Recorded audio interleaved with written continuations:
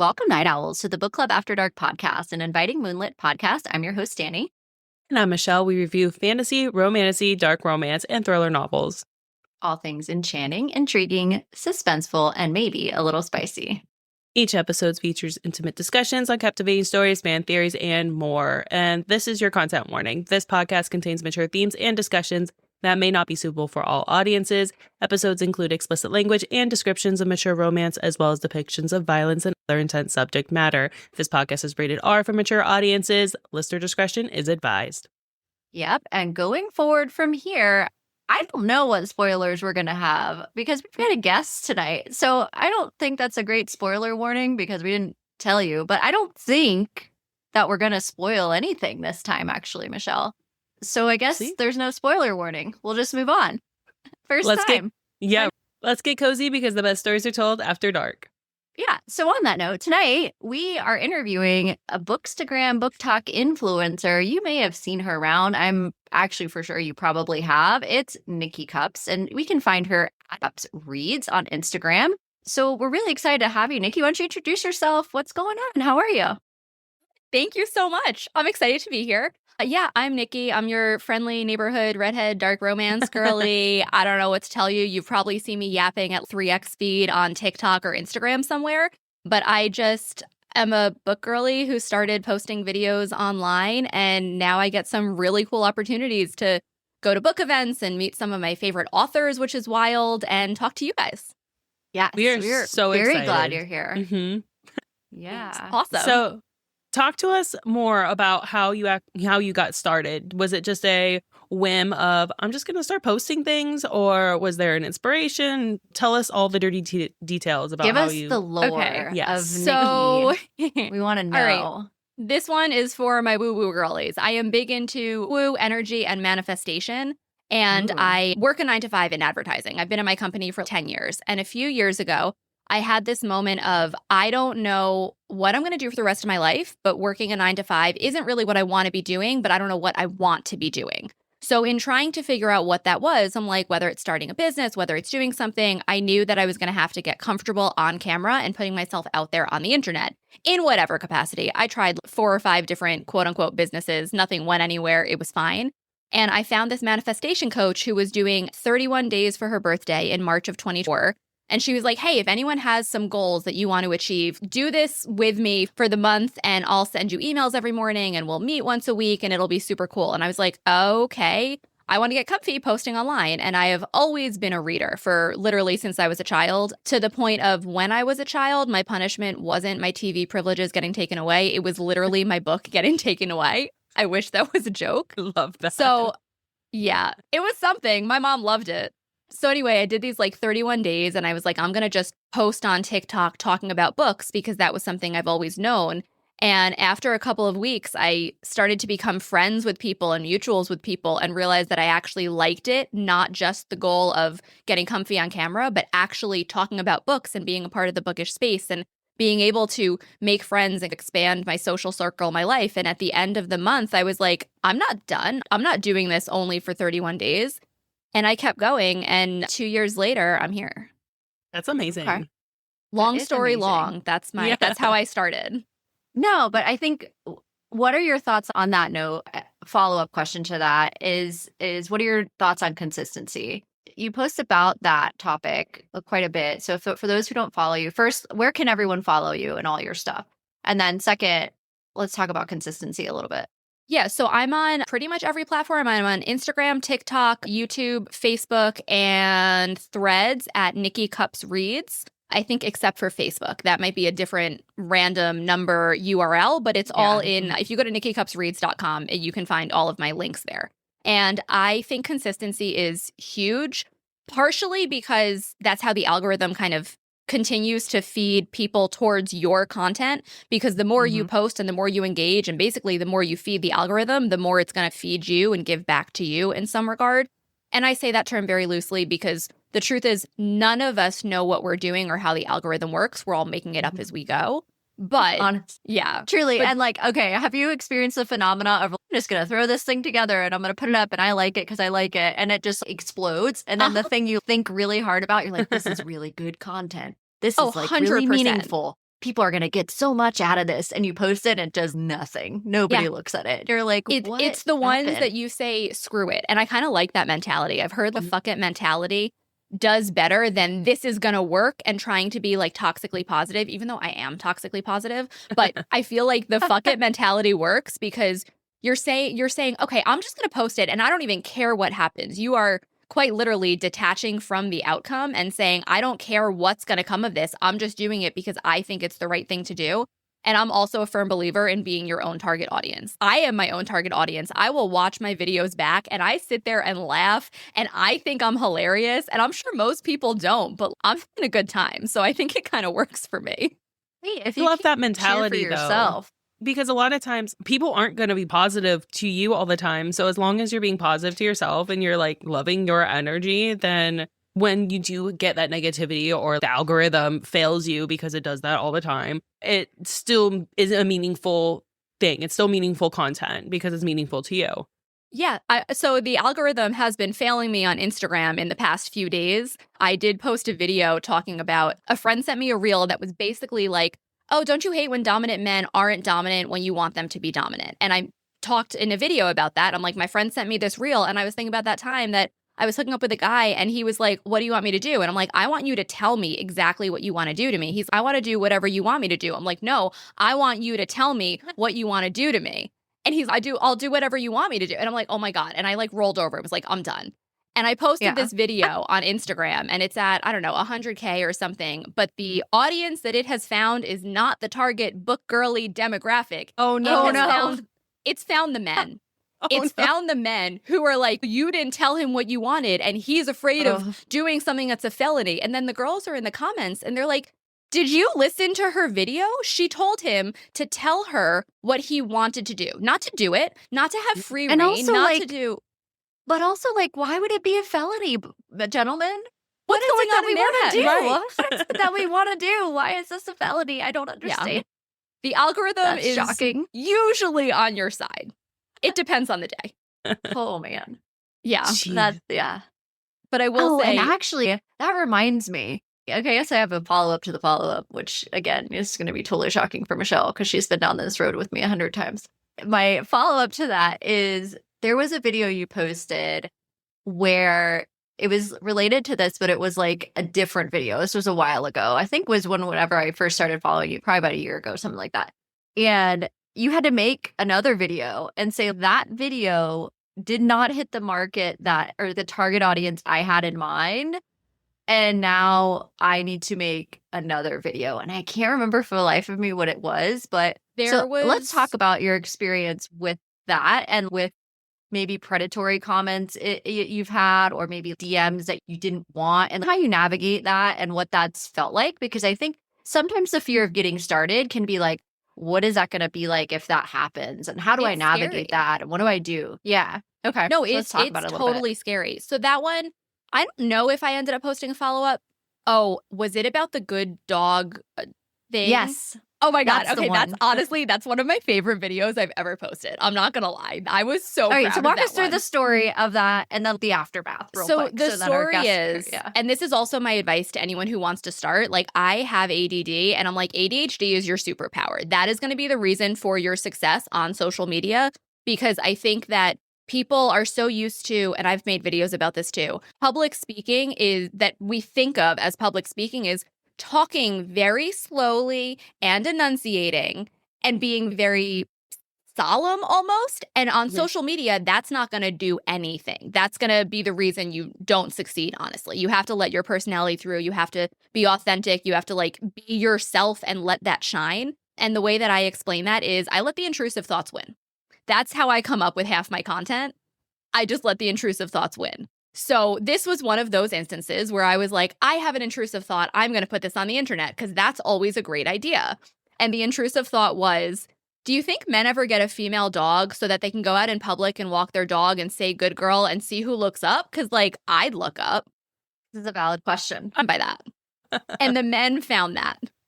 But it was, I will say this was like a very big clip. I remember. Yeah. But I will say that was like pretty positive in the response where a lot of it was like men going, I'm going to the dog shelter today if anyone needs me. And it was a lot of, oh, this is a good idea. She knows what she's talking about. I haven't done that before, but I'm going to now.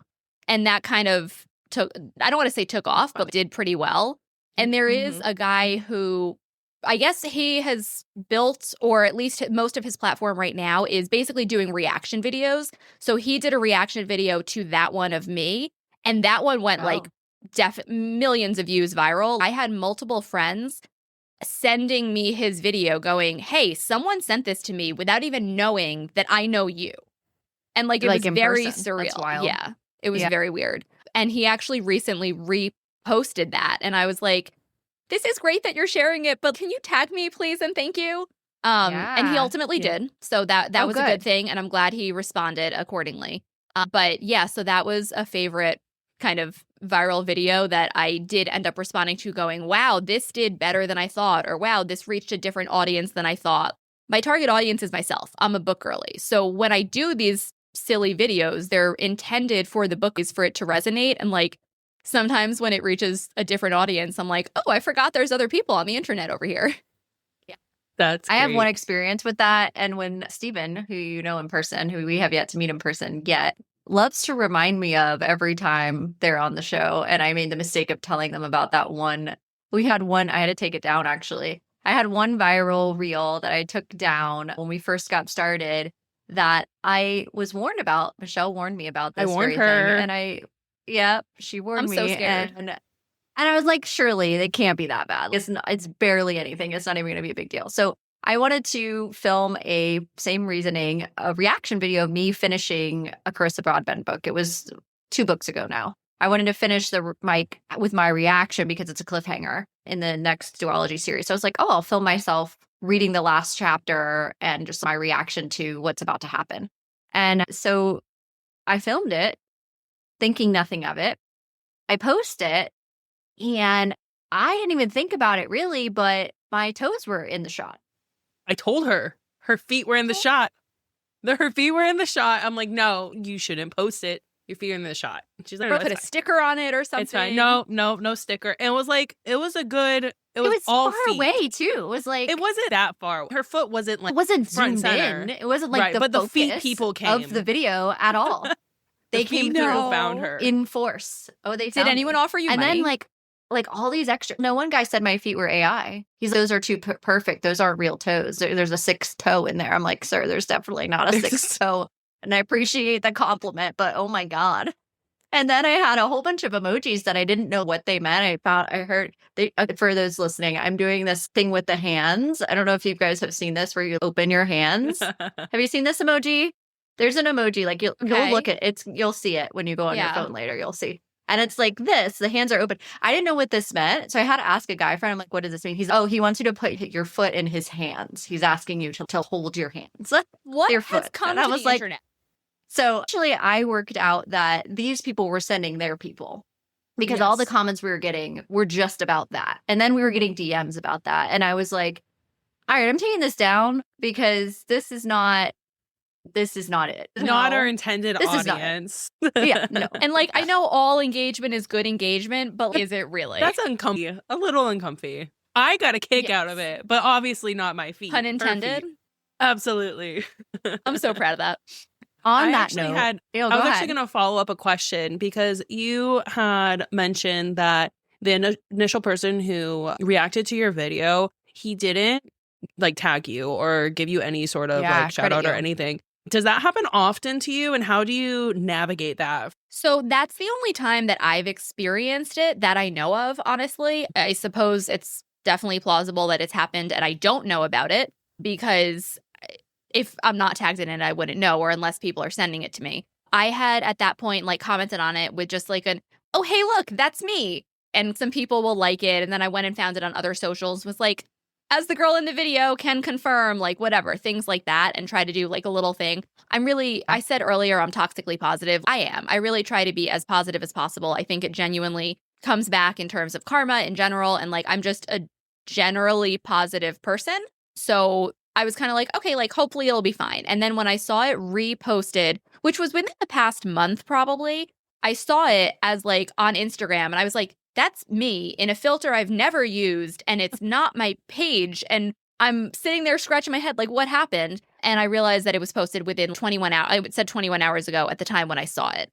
So I, at that point, was like, okay, this is insane. So I had messaged the guy. I'm like, hey, this is my video. I know you're reposting it. It did really well last time. I'm so grateful that you're sharing the content. I appreciate that. But can you please tag me as the original creator in this and continue to share it? That's awesome. And then I also made a video where I was a little bit salty about it, where I was like, listen, I don't want people to come for him, but like, I do want you to go and tag me in his videos, pretty please. And within a few hours, he had messaged me back and was like, you know what, you're right. I'm sorry. I should have been doing that. I do a lot of these kinds of videos, and I guess I've just gotten lazy in what I do, but thank you for calling me out. That was the right thing to do. Do you have a link to like your Facebook and your TikToks? I think this was on Instagram, and I'll make sure to tag you in all of those too. And he did. And he went out of his way to go and make sure to tag me in all of those. So I'm like, you know what? He did the right thing. It's unfortunate that's a good news story. Yeah. It's unfortunate that it took making a video, but like I'm saying, I wouldn't know if someone else took my content, because if I'm not tagged in it, I don't even know enough about it to take action on anything. So I will say, in terms of a positive outlook and how to be conscious of this, is I look at it as anyone who's doing that is still sharing the content. Your content is still getting out there in the world. And if you're doing it for the right reasons, then what you want is for people to see your content. And hopefully that makes them smile, gives them a book recommendation, or makes them laugh, or makes them get introspective and think about something, or whatever it is that your goal is for making content. If the goal is to share it, then everyone sharing it is going to be beneficial. Sure, you want to get the numbers, you want to get the recognition, you want to get the tags and the follows and all of that too. But I think if you're doing it for the right reasons, that will come. Yeah, agree. I think the only thing that I can say on that note is, if you're someone coming into this space that wants to not have their face out there, and you're creating, which there's plenty of these, book review content, or we didn't get a map, this is the map I think it would look like, or this is the description of the magic system. This is we have had a couple of our Canvas that Michelle has made, because she's very crafty in Canva, these beautiful Canvas for us with beautiful imagery and all that. And I'll be honest, we would watermark a little bit and have some of our stuff on the side that says Book Club After Dark, or our branding and whatnot. And we've had some of that stolen and not credited. And they would cover our work with their stuff and then post it. We've had that happen a couple of times. And it's at that point, it's just frustrating, because that's stuff we've seen that other people have sent to us, or said like, oh, did you make this, or did someone else? It's like, no, we made that. They covered our stuff with theirs. And it's at that point, what do you do with that? It's not flattering. You just outright didn't do the work and took our stuff. Right. So that's a risk, right? And I think that often doesn't always happen, but when it does, it's frustrating.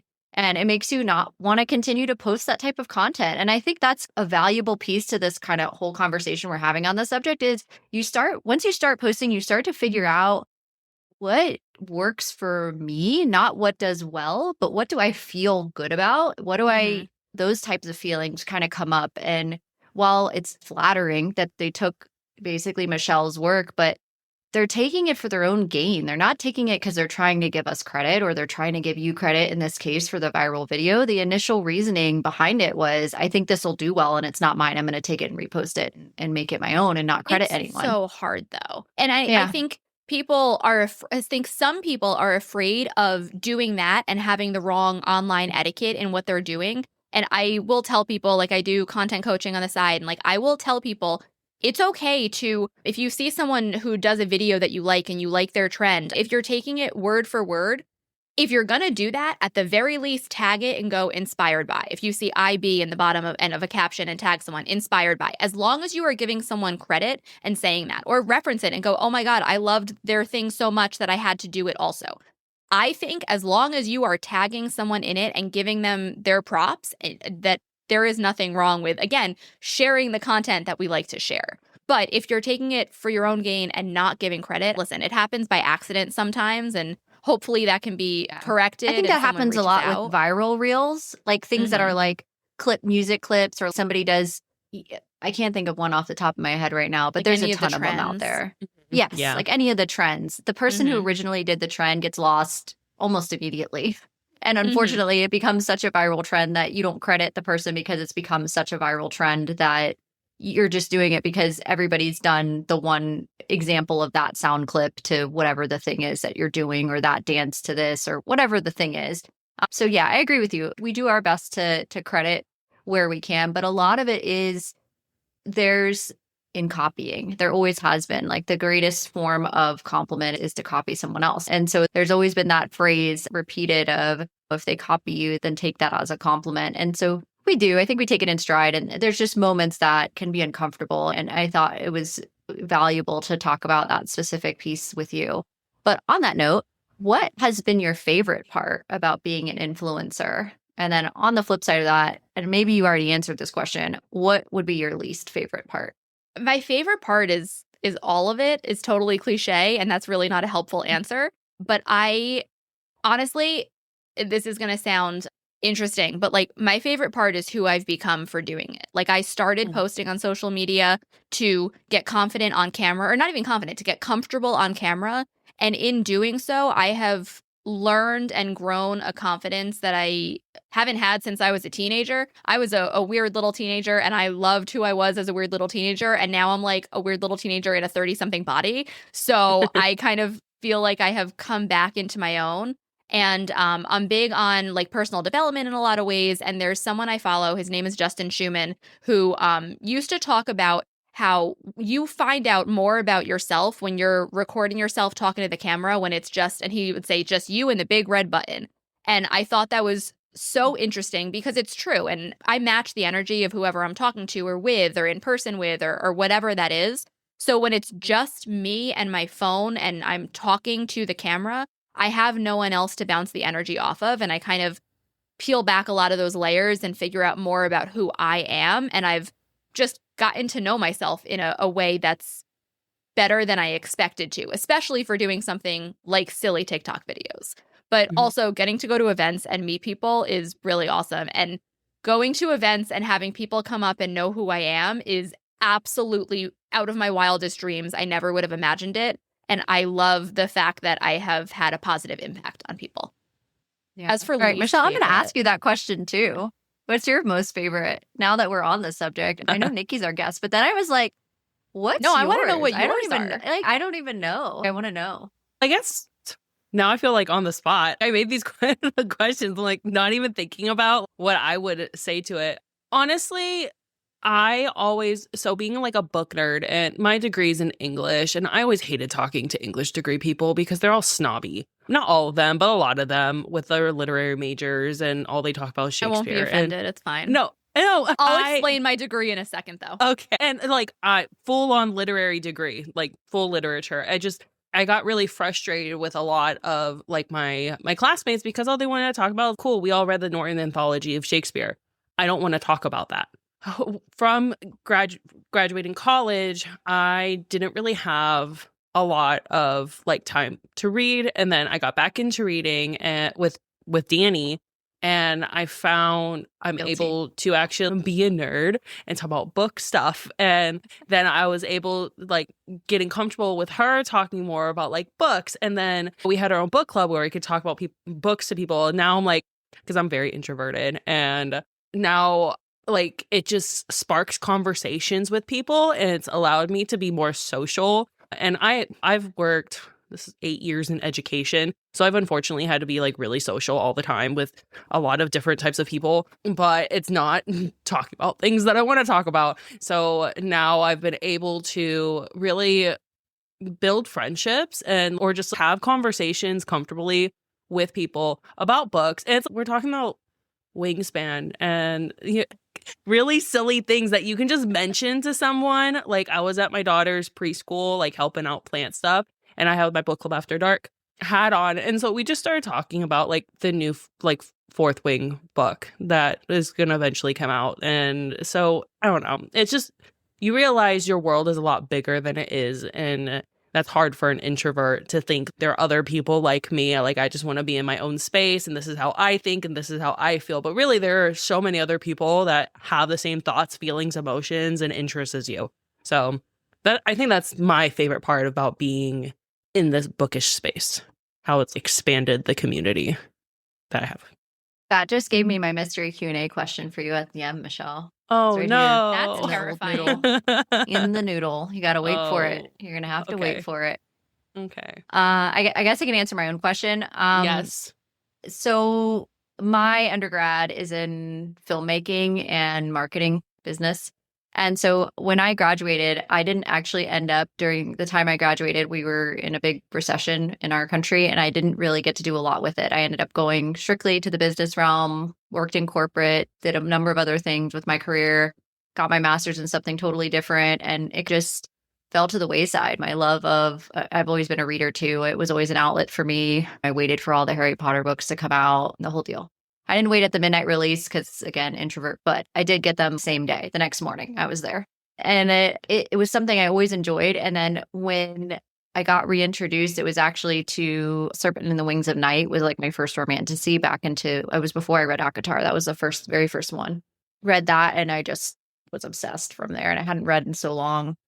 And that led to getting back into this. And then we're running our book club, and the consistency of having people meet up was really challenging for a number of reasons. Career stuff, people going on vacation, things with their kid, whatever. It was always challenging to meet up again every month.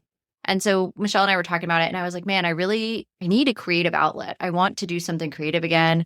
I need something else. And I think that we could do this. I think we could do it. Let's just try it. Let's try and do it. And I think what it's done too for me is it's on top of the introvertedness being able to come out. I felt like it also, on your note that you mentioned, Nicki, being in front of camera again, in front of it versus behind, and then also engaging the editing skills or dusting off a lot of stuff that frankly wasn't relevant at the time that I went to school, because it wasn't how it is now. It's changed so rapidly. Social media has changed. It changes all the time.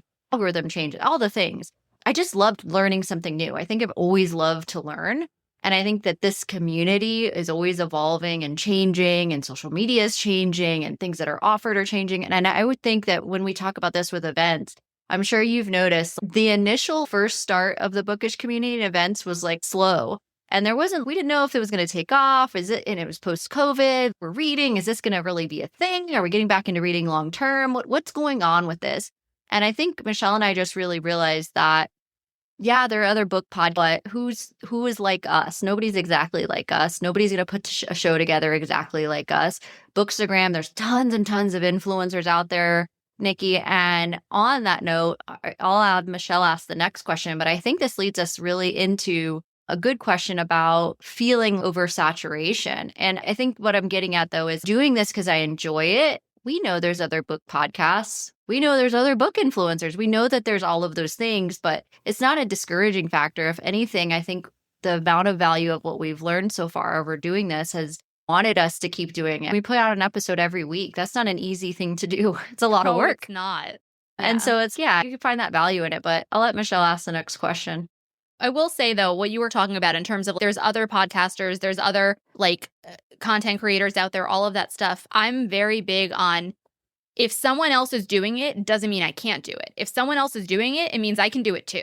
I would agree with that. Yes. Yeah. I just think and it doesn't mean that you're taking away from them. You're not taking away views. You're not taking away listens, and vice versa. Any new podcast that reaches out to us that is starting out, Banter and Bookmarks, great example. When they first got going, their main people, they reached out to us multiple times. Hey, do you think we could be on the show? Hey, what are you doing to get better? Hey, do you have any advice? And we're always quick to offer any of them any advice. We love the fact that they're encouraged to reach out to us, and we have a very open door. Please, if we have the time, we'll absolutely reach out to you and get to you at a certain point. We've been really busy lately, so if you're one of those people, I apologize. But we really do are actively to reach out to everyone who reaches out to us with advice. But on that note, this is a good segue. Michelle, go ahead. What's the next question? Okay. So what advice would you have for the people wanting to start their own bookish social media page? So it's very easy to say, just do it. But it's really hard to actually just do it. It's this huge, daunting thing, especially if you're not comfortable on camera, if you don't know what your niche is going to be. And plenty of people are like, you have to niche down. You have to pick a niche. I disagree. I don't think you have to pick a niche. I think when you're starting out, that having a niche in the sense of having something specific to focus on instead of I could do anything and getting overwhelmed and like getting into analysis paralysis. That's why I think like a niche is a good idea. So having something to focus on. I also tell people if you're trying to get comfortable on camera, do lip sync trends because then you don't have to worry about what you're trying to say. You don't have to worry about listening to your own voice because that's a really hard thing to get used to when you are going to do talking head or talking to the camera videos. And I think that the lip sync gives you an opportunity to figure out if you like how you're expressing yourself on camera, if you are doing face first camera content and everything. So that's my like advice for someone on a strategic level in terms of starting out. But that said, if you're trying to like mentally start doing it and say, well, I think this is something I want to do, but I'm not sure, where's the harm in starting? And it's shifting your mindset into doing that because the worst thing that happens is no one watches your videos, right? The worst thing that happens is, oh my God, no one's seeing it. I'm getting such low views. It's so not successful. Okay, the worst thing that happened is no one saw it and therefore no one knows that it's quote unquote not successful. That's the same thing as essentially not doing it. So it doesn't hurt to try and do it and practice and start and decide who you want to be and do it for a future version of you. Okay. I don't know Let me if that tell answers you- the question. No, it does. But let me tell you, those lip sync trends piss me off because I'm like off by a millisecond and I can tell. So I'm like, no, I have to refilm it. And or I didn't start right or I messed up. Oh, I have so many restarts of those lip sync tricks. They're really fun, but also it grows your patience. You have to It does. be really patient with And yourself. it takes practice for sure. Sometimes I can just bang it out. I will say 10 minutes before we got on this podcast, I'm like, I haven't posted anything today. And it's something that is important in terms of consistency for the algorithm, but also consistency for your own self-discipline of, no, I post every day. This is something that I do. This is who I am. So I was like, shoot, I need to post something. So I opened up TikTok, I went to the trending sounds, and I looked at literally the first recommended sound and went, okay, I'm doing this. And I listened to it a couple of times and I'm like getting the words right. And I'm like, okay. And I set my phone down and I do it one take and I'm like, cool, I'm done. Sometimes there are probably drafts in my phone of 4, 5, 6 of the same ones that I'm never going to use, but for some reason I haven't deleted them yet. So it depends on the trend and the day and like all of that stuff. It's sometimes they're easy. Sometimes you just can't get it. 10 tries and I'm like, I'm done. I give up. Would you say that's on the least favorite side of doing this is repetition or of feeling chronically like you have to post? Because I've actually seen there were 3 or 4 in the last month or so of, and I need to go through our follows, but there were like at least 3 or 4 that actually posted saying that they felt the pressure of having to be present or having to do a trend was not the reason that they wanted to start their Bookish account and they're leaving because of it. They're not going to post anymore. And so I wonder, is that a factor? Do you think about that ever? Do you feel pressure? Because the way you worded it was really unique. It wasn't, I have to post because I feel obligated. It was, I have to post because that's who I am. I post every day. It's a very different way to say versus I feel pressured to do it. You're saying and I want to get into this because I wonder if this is manifestation part of mindset for you to say it that way. It's a very specific way that you worded that versus saying, I have to do it every day. No, that's who I am. I do this every day. So can you break that down a little bit for me and go into that? Yeah, so I mentioned earlier, I'm big on manifestation. I'm big on personal development. A lot of that includes subconscious reprogramming and that your words have power. They really do. And the words that you say out loud, that you say to people, that you text people, that you say in your head and everything have power because the more you say it, the more you're going to believe it. So it's a shifting your perspective and shifting the way that you want to approach things and talk about stuff. So don't get me wrong. There are times I'm voice noting or calling my friends and I'm like, I have to post today. I haven't posted yet. I'm not perfect. I don't do this all the time, but I am trying to be conscious of the way that I talk about it. And I am a content creator. I am someone who posts consistently and I post at least 1 video a day. And there have been periods in the 2+ years that I've been doing this where I was doing 3 to 5 videos a day. And now I'm like, I'm busy. Work happens to have picked up. I'm doing a couple of other things. I'm working with another podcast. I'm posting. There's a lot going on and I'm busy and I don't have the bandwidth to do 3 to 5 videos a day, but I am still someone who posts every single day. So I think in the 2 years and 3 months that I've been posting, I think there was one day that I didn't post anything. And it was actually a day that I went to go visit my friend Sam and went to her house. And she's someone who I met through TikTok, and she's one of my best friends now. And I had driven the 5 hours to her house and was there for the weekend. And I think because of the drive and whatever, I just didn't post that day. And I remember being like, oh, shoot, I can't believe I missed that. But I think it's just about developing the habits of doing that. And they say it takes 21 days to make it a habit. So if you can commit to posting for a month, because that gets you past that 21-day mark, that just becomes something that you do. And there's a lot of different ways you can approach doing that too, in terms of trying to make it as easy as you want. So it can be batch filming. I do that. If there are times I don't usually record every day. There are times where I'm posting videos and I haven't recorded a single thing in a week, but I just have a boatload of drafts in my TikTok account that I can pull from whenever I want to do it. And I'll usually be like, oh, you know what? I washed my hair. I'm going to do my makeup. I feel cute. It's the morning and I like morning lighting from the natural lighting through the windows. And I'll set up my tripod and I'll bang out 5, 10, 15, 20 lip syncs or videos, or if I have thoughts and things I want to say. And I'll have all of these things ready to go so that I can pull from them when I want to in the future, so that it's not about, oh, I have to record and post a video today and I don't have enough time. I don't feel the creativity to do that. It's about, I have to post today. So out how to make it as easy as possible. Yep. All right. Can you tell us about your work with other podcasts? What has that been like? And what have you learned? What do we think about that? So it's a lot of fun. I think as a professional yapper over here, as someone who likes to talk in general, it's a lot of fun to see people having podcasts and basically taking the social media platform mixed with long form content and talking, whether it's interviews and all of that stuff. I think it's a lot of fun. So I currently work with a Smashcast podcast, which is Stephen Walker and PB Swamer. And that's something that I just fell into if you ask them, and I say this to them, I wormed my way into helping them with a podcast because I'm like, listen, I'm like already friends with Swamer and I'm like already wormed my way into helping him with his own content. And I'm like, you guys are doing this and you're both hilarious. That's great. But you need someone to keep you on track. Are you kidding? Yes. So I kind of just wormed my way into saying, listen, if you want some help with doing that, just let me know. I don't want to overstep, but let me know. And that kind of got the ball rolling. And I ended up helping them out to do stuff with that. And I actually, in 2024, for a few months, had a podcast with another friend who I met through TikTok, which was Girls Gone Spicy. And we had fun talking about spicy romance books. And then I will say, I applaud you for doing a podcast every week and recording it and editing it and putting it out there and all of that, because it got exhausting. It was very like, hard. it really, it can be really hard. So I think you guys do the same thing where you make it a habit. You guys, it's what you do. You are podcasters. You record every week. You edit your podcast. You post it on social media. That's just who you are and what the podcast is. And I think too, on that note, is like, there is so much work that goes into this. And guys, we're not making tons of money over here, just so everybody knows. No.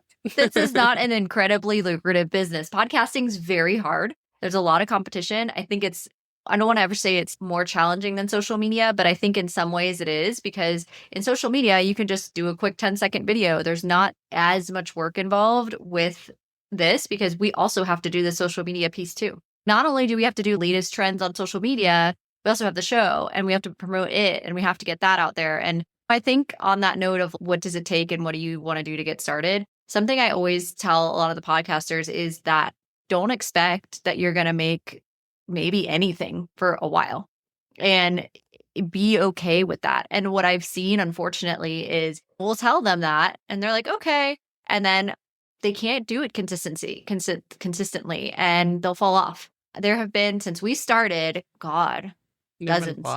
And I think dozens of podcasts that have to... started and fallen off in the time that, Go ahead, when and how did you guys start your podcast? Like, what was the catalyst for that? So, that's lore. I'll let Michelle tell the story. That was an evil laugh. That is lore. Okay. That's a question. We've never been asked that question on the show, Michelle. That's like when someone asks you about your background, do you tell them the trauma story or do you tell them like everything's okay?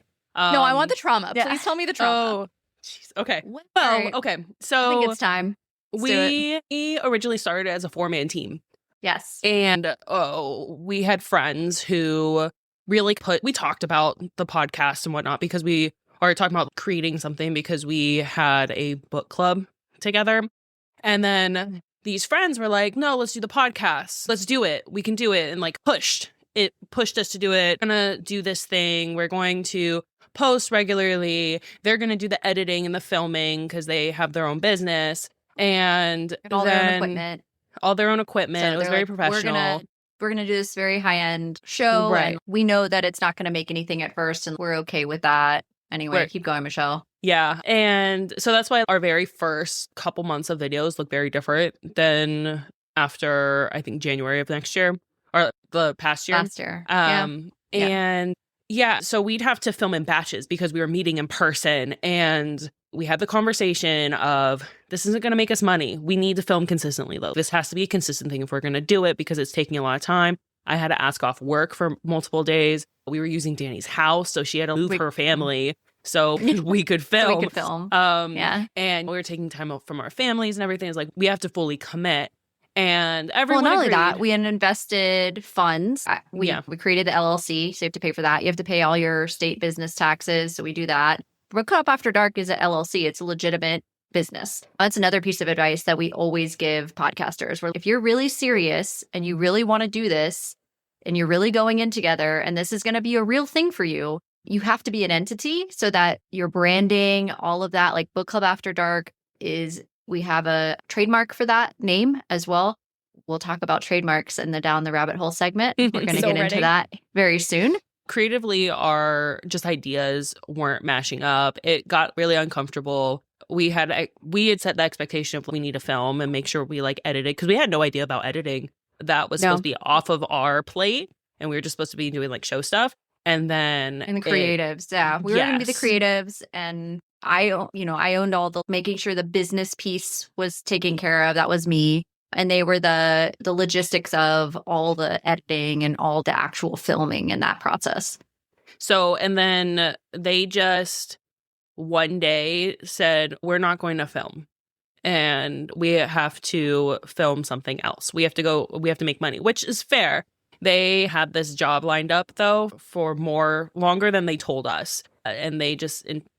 It felt intentional. We don't know their heart, obviously. It felt like they were intentionally telling us at the very last minute so we could scramble. So we did. It felt very backhanded in a way. But me and Danny, we had thought of a backup plan anyways. So we already had started trying to film ourselves. So we had to buy computers because we don't know how to do any of this stuff. And a lot of it was they abandoned us because they thought we couldn't do it. And now we're going to prove to them that we can do it by ourselves. At least that's what my process was. Success out of spite is so real. That's exactly it. I'm like, you intentionally thought that we couldn't do this without you. And I'm going to prove to you I don't need you. So, and they're off doing their own thing. And I wish them all the best in love, that they have all the success in their ventures. Yes. But with our venture, we just needed to do this.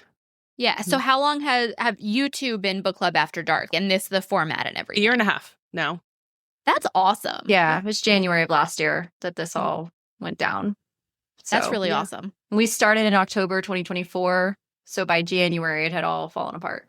Mm-hmm. We had to learn within like weeks. One of our last interviews with that team was the first time we interviewed Steven. Oh my God, it was so bad. He I don't think he even knows like how contentious the set on our side was at the time, and like how uncomfortable. Which is a testament to you guys and maintaining that professionalism and doing this for all the right reasons. Yeah, I felt so bad for him. Funny the way things work out though, because like I don't know the whole story and all this stuff, but it almost sounds like if that hadn't been the initial catalyst and if things hadn't fallen the way that it did, would you guys have ever actually started? Probably not. Probably not. We probably would have been stuck, honestly. Yeah, like, I feel like things know where to have start. Yeah. Which is why no ill will, right? You know, I hope that they're really successful with what they do. From a business perspective, we learned a lot. But we have no ill will about it. We learned on the fly a tremendous amount about editing, about everything, about how we wanted to run our show, how much ownership we were on, how we want to talk on camera. So much that we learned. And I can't be mad at that at the end of the day. It ultimately made Book Club After Dark better, I think. And it was the right thing to have happened. So that's what people should also remember in terms of if they want to start a podcast or if they want to start posting on social media or something. Whatever you start doing does not mean that's going to be exactly the way that it looks in a month, a year, 10 years. Taking any steps is still making progress, and you can pivot whenever you want. And things are always going to change, and it's going to work out in a way that ends up making sense. And hindsight 2020, and I love a cliche. I love all the cliches. I really do. You can look back on it and it's, oh, yeah, that part sucked, but hey, look at what came out of it. And it's just, it's cool to look back on that sometimes. No, exactly. Yeah, on that note, I have a follow-up to that. When you started creating versus what you create now, do you notice differences in patterns or things that you're like, nah, I don't feel good about that style of or like, do you just do anything now? Or do you feel like you were more reserved when you started, or are you more wiser about your choices of what you create? Has anything changed there? I think I just create from experience now. I think I said this already, but I let the intrusive thoughts win. I'm like, especially talking to camera, that's something, honestly, I should go back and look and see when my first actual talking to camera video was and compare a then versus now. I think that would be pretty interesting. Because at the beginning, I think it was just trends and lip syncs. And I think that's probably how I got into it because I didn't know what else to do. I remember so my TikTok account, because I started with posting on TikTok, was like my personal TikTok that I had started in March of 2020 when COVID happened. And everyone was like, what's this thing? And what's actually really funny to me is the week or two prior to COVID really happening, I remember being in my office at work, and I'm like a millennial, but I was born 92, and there was this definite Gen Z girl who I overheard her saying, oh my God, I saw this on TikTok. And I turned around, I kid you not, this is not even a joke. I turned around, I'm like, in the Kesha song? Everyone looks at me and I'm like, what's a TikTok? What are you talking about?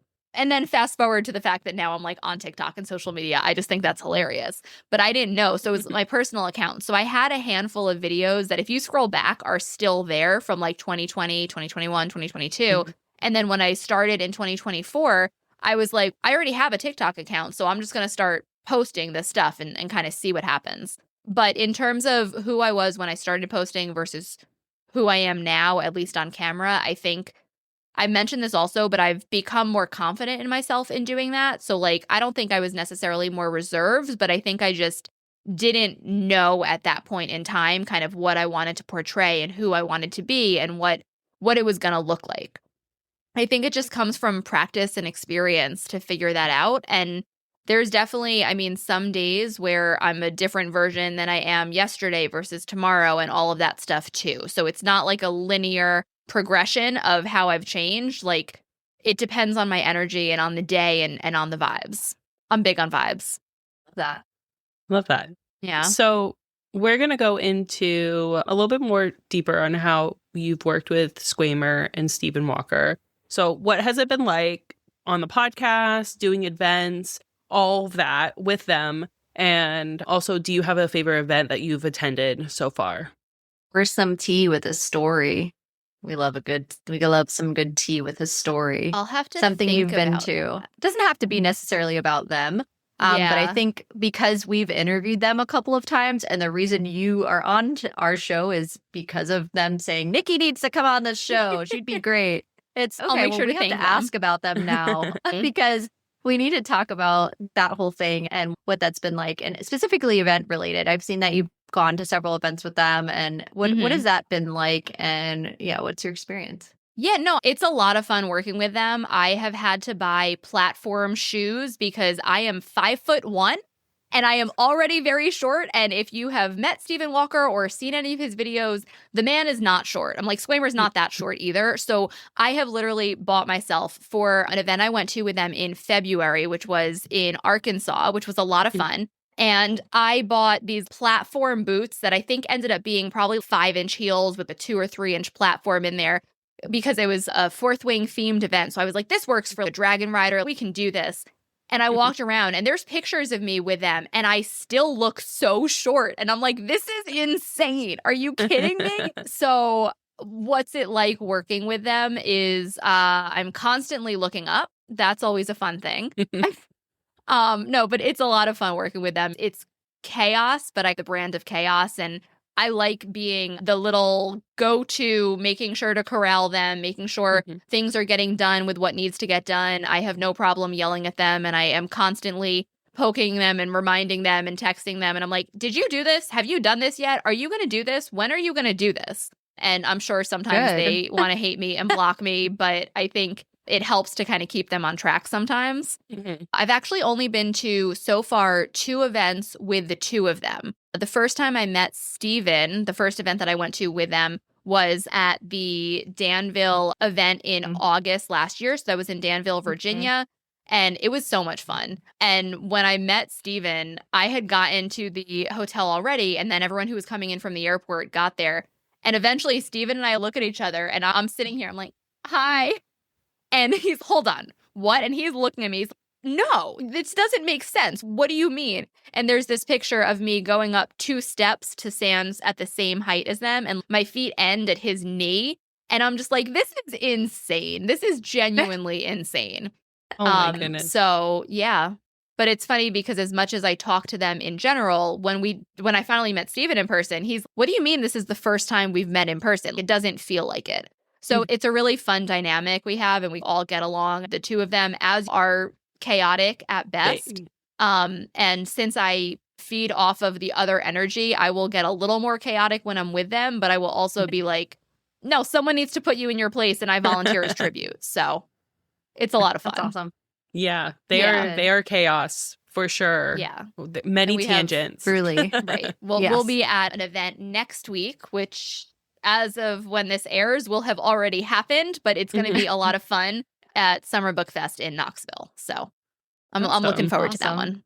Can't wait to see all the things with that one. Yeah, definitely. Maybe convince them to do a promo and say, watch Nicki on Book Club After Dark. Just saying. I will definitely out there. Why not? Yes. Our girls Absolutely. on the show, so we would love that.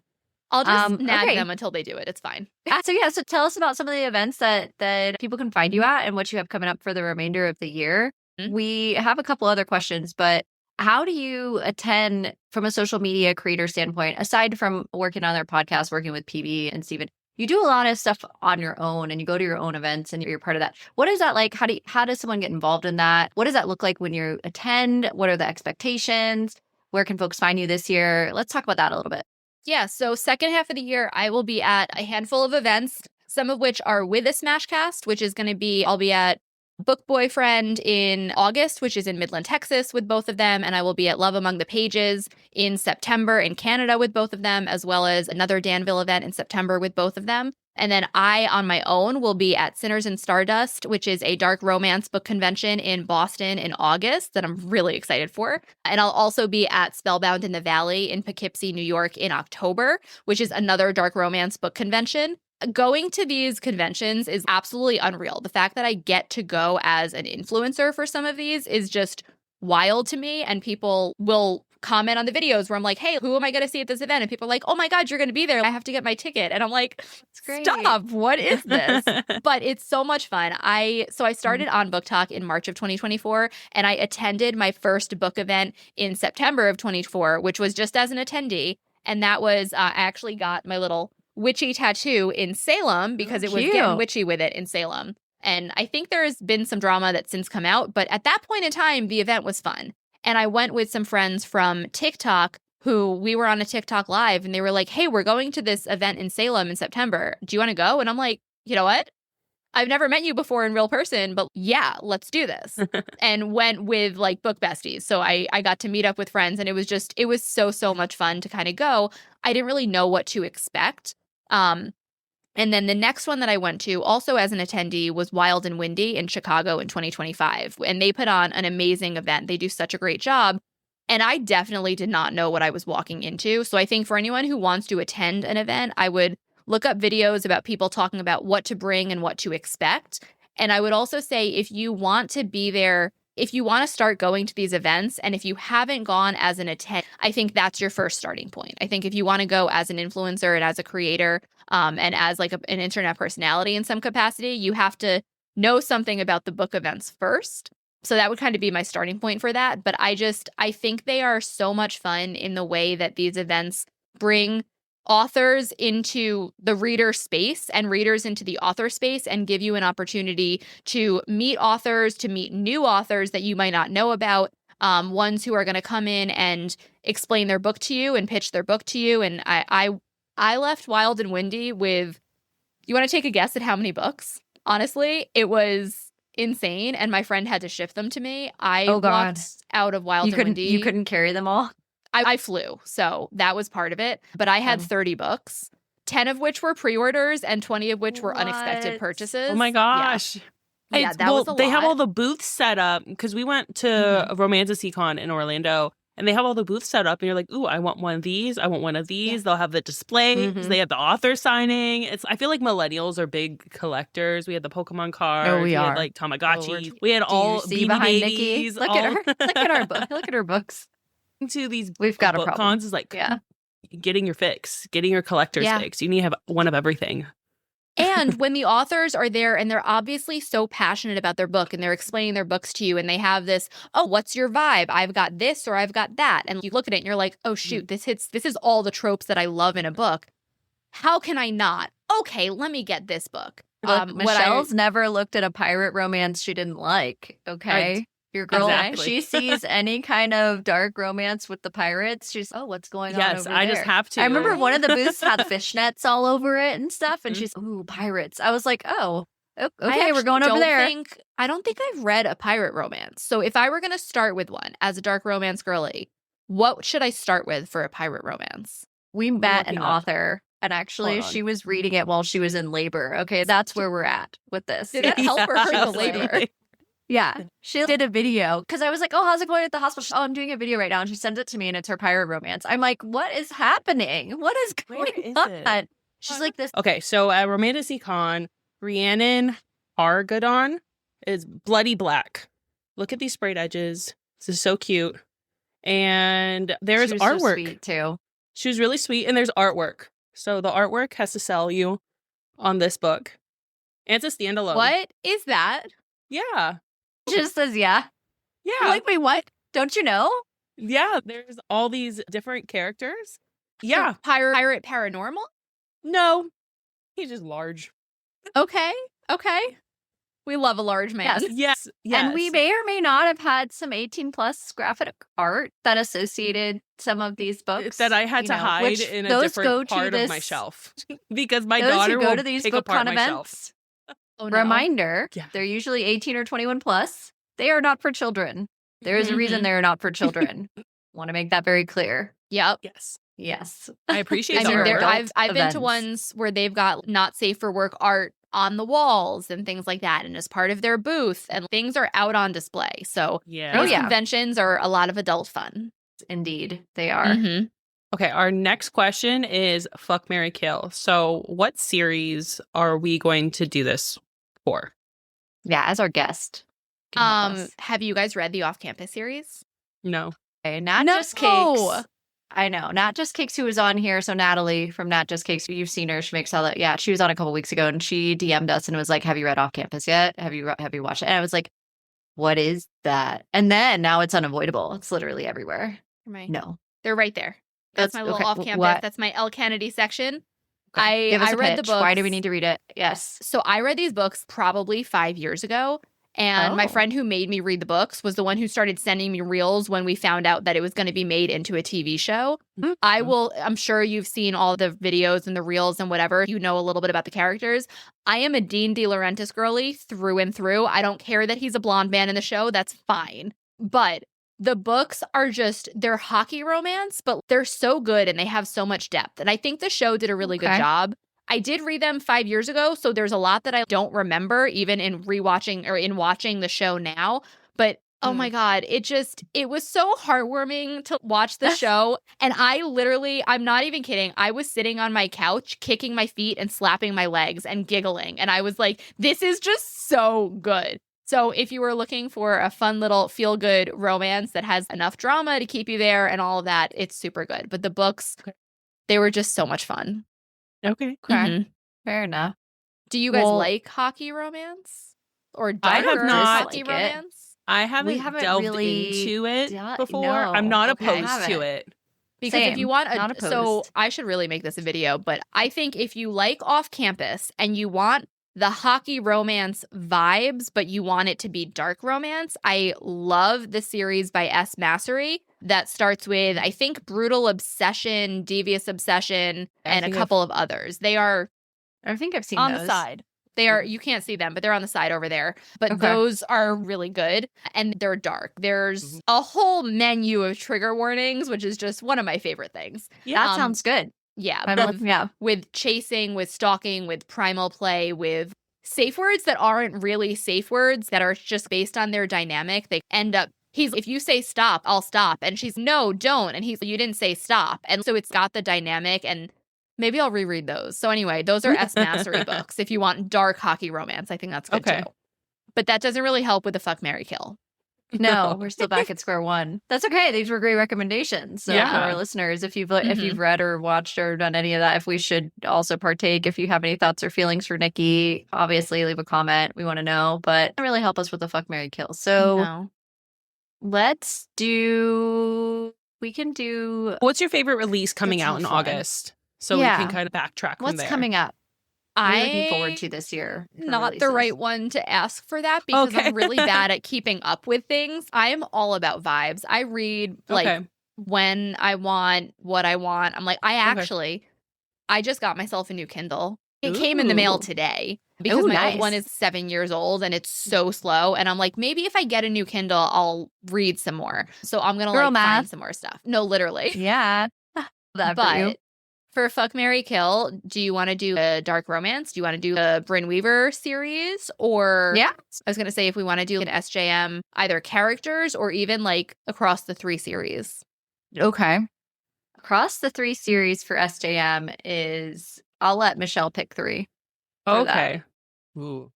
I know who you should include, but I'm not going to judge for who you include. So you can choose pick your poison. Who I should include. Okay. So Fuck, Marry, Kill.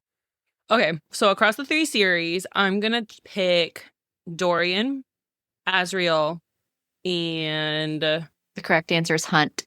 I wasn't going to say Rune, Hunt, though. I was going to say Rune. Yes. Yeah, I was going to say fine. Rune. Okay, fine. So Dorian, Rune. Azriel, or Rune. Those are my 3. Oh, okay. Who we fuck, marry, killing. Okay, Dorian, Azriel, and Rune. So, I'm going to talk through the whole thought process for this one, there we go. So you know. So Rune Dannon knew 3 things with absolute certainty. That's important. We can't kill him because those are important things. So it's either going to be fuck or marry. I don't know. Dorian and Azriel. You know what? Honestly, this might be a little bit It's all controversial. But for you. I'm going to kill Dorian. Because I liked Manon and Dorian, but Dorian didn't do it for me. Part of it is I read Throne of Glass in a month, the series. Okay. That was a lot and insane, and I don't think I did it justice, and I think I would have enjoyed it more if I had done it in more than 28 days. So that was kind of tough, but I'm like, that didn't really do it for me. I feel like Azriel, I'm going to fuck Azriel. Whatever color you want me to bleed, you tell me to bleed. I was like... No, I mean, there was some moments. I'm not happy about killing him. I'm not smiling while I do it. But, and then I'm going to fuck Az because you gotta figure We need to know the out. wingspan. We need to know. I need to know. For pure investigative purposes, tell the book girlies. Like, we need to know. That's important. the bigot. I need to know. For science. And Michelle like he's a tortured soul, and I'm like, there's going to be, the trauma is going to come out in some ways, and we're going to have some fun. But I feel like Rune Dannon he would go to bat and lay, like, I feel like he's the one to marry. I'm like, spoilers, didn't he like chew off his own arm or something? There was a whole thing. He was ready to do that. But yeah, so. He went through it. He did. He really did. And I liked him and Lydia together. That was a lot of fun. Yeah. So that's my answer. I'm going to fuck Az, marry Rune, and unhappily kill Dorian. Okay. What about you guys? Danny.